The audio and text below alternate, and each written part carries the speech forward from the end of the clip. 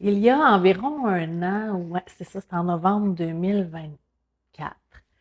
J'ai fait une présentation dans une organisation à Montréal, puis une des personnes qui était là à la réunion, a pas beaucoup parlé. Puis je me disais, mon Dieu, c'est qui lui? Il me semble que c'était un drôle de type. Je me demande bien qu'est-ce qu'il faisait là. Puis bon, finalement, je retourne dans mes affaires, puis quelques jours plus tard, ce monsieur-là m'appelle, puis il me dit: «Madame Nadeau, j'aimerais ça qu'on aille prendre un café ou qu'on aille dîner ensemble. Je vais aller vous voir à Bromont», parce que moi, je suis à Bromont. Alors, il arrive, c'est ça, j'accepte parce que sérieusement, il m'intriguait, le monsieur. Alors, on va dîner. On va dîner, puis là, il commence à m'expliquer que les entreprises au Québec sont bien, bien, bien mal prises parce qu'ils ont tellement beaucoup de staff à payer, puis des masses salariales extraordinaires, puis que lui, ben, pour régler ce problème-là, là, ben, il a commencé à faire affaire avec la Tunisie, avec un pays d'Afrique, pour beaucoup de ses emplois, surtout administratifs, de marketing, de développement TI. Puis il me dit: «Je pense qu'il y a beaucoup d'entreprises qui devraient, bénéficier de la Tunisie ou de d'autres pays d'Afrique du Nord pour, diminuer les dépenses». Alors moi, vraiment, j'avais une sacrée résistance face à cette proposition. Je me disais: «Bon, ça y est, on va aller chercher du cheap labor, puis on va éliminer les emplois au Québec, puis ça n'a pas de bon sens, qu'est-ce qu'il me propose là?» Fait que j'étais quasiment insultée.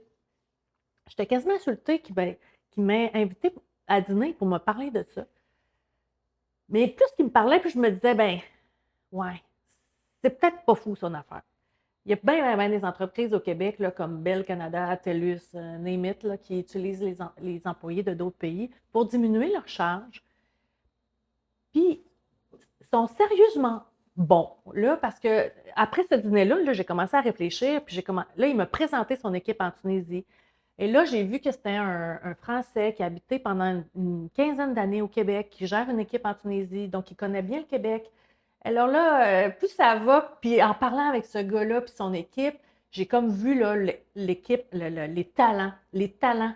Wow! Là, je me dis, on ne peut pas s'empêcher, en fait, de travailler avec Outre-mer pour je ne sais pas quoi. Il n'y a même pas de raison. Un n'empêche pas l'autre. Donc, depuis ce temps-là, ben, je suis devenue une fan de la Tunisie. Ma propre adjointe est en Tunisie. Elle est extraordinaire. Elle travaille de façon très, très, très minutieuse et elle livre la marchandise là, pour. Bon, c'est sûr que c'est des grosses, grosses, grosses économies pour nos entreprises au Québec. Donc, malgré la résistance, malgré les gens qui pensent que, bon, il faut acheter local, puis il faut encourager local, puis ci, puis ça, mais je pense que les êtres. Les, les êtres humains, qu'ils soient en Tunisie, qu'ils soient en Chine, qu'ils soient au Canada, ce sont des êtres humains avec des talents, puis il faut s'encourager. Puis ici, ben, on vit une certaine pénurie de main-d'œuvre, fait que pourquoi pas en profiter? Pourquoi pas en profiter, sérieusement? Puis je m'en vais là, en Tunisie à la fin du mois. Donc, je vais pouvoir vous aider, si vous cherchez de la main-d'œuvre en Tunisie, vous aider à trouver les bonnes personnes.